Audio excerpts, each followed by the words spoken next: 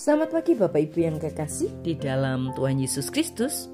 Pagi hari ini saya Iko Wahyu Suryaningsih kembali menyapa dengan kebenaran firman Tuhan yang terdapat dalam Lukas 12 ayat 30 sampai 31. Lukas 12 ayat 30 sampai 31. Semua itu dicari bangsa-bangsa di dunia yang tidak mengenal Allah. Akan tetapi Bapamu tahu bahwa kamu memang memerlukan semuanya itu. Tetapi carilah kerajaan Allah, maka semuanya itu akan ditambahkan juga kepadamu. Amin. Bapak Ibu yang kekasih, di sebagian besar budaya saat ini mudah untuk mengutamakan diri sendiri, menimbun semua sumber daya dan mengutamakan kepentingan diri sendiri sebelum orang lain. Namun Tuhan Yesus memanggil kita untuk berbeda, hidup seperti yang Ia lakukan. Tuhan Yesus ingin kita hidup dengan kemurahan hati dan memiliki rasa prioritas. Allah ingin kita bermurah hati agar kita dapat menjadi seperti Dia. Karena itu ya, Allah yang murah hati. Firman Tuhan berkata dalam Yohanes 3 ayat 16, karena begitu besar kasih Allah sehingga Ia telah mengaruniakan kasih-Nya. Setiap kali kita memberi, kita menjadi semakin serupa dengan Kristus. Setiap kali kita memberi, hati kita bertumbuh lebih besar. Setiap kali kita memberi, kita mematahkan cengkeraman materialisme dalam hidup kita. Ketika kita memberi, kita menenangkan kemenangan rohani setiap saat.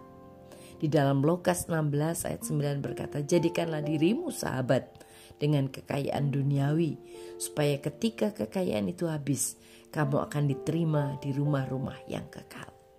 Dengan kata lain, Allah ingin kita menggunakan uang kita untuk membantu orang lain belajar tentang Kristus, untuk mendengar kabar baik, dan untuk diselamatkan.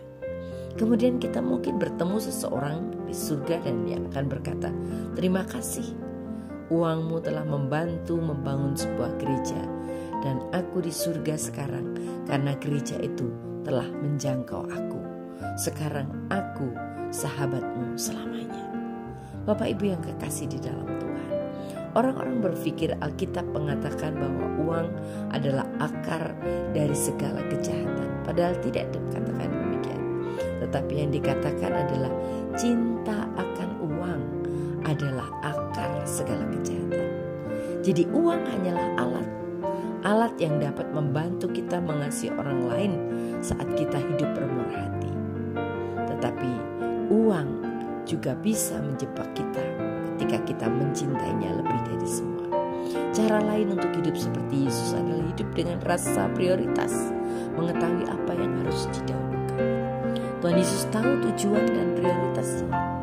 Pertama, pernyataannya yang paling awal yang kita dengar dari Tuhan Yesus adalah ketika Ia berusia 12 tahun dan memberitahu orang tuanya, aku harus mengerjakan pekerjaan Bapakku.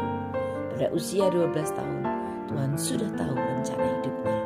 Dia fokus, ia digerakkan oleh tujuan, dan di akhir hidupnya ia berkata, sudah selesai. Bapak Ibu yang kekasih di dalam Tuhan, mari kita percayakan hidup kita dan hidup seperti Kristus dengan kemurahan hati dan prioritas yang tepat. Maka Dia akan menolong kita dalam segala hal yang lainnya. Amin. Mari kita berdoa. Tuhan Yesus, terima kasih buat firman-Mu. Mempercaya Tuhan menyertai dan menolong. Dalam nama Tuhan Yesus kami berdoa. Haleluya. Amin.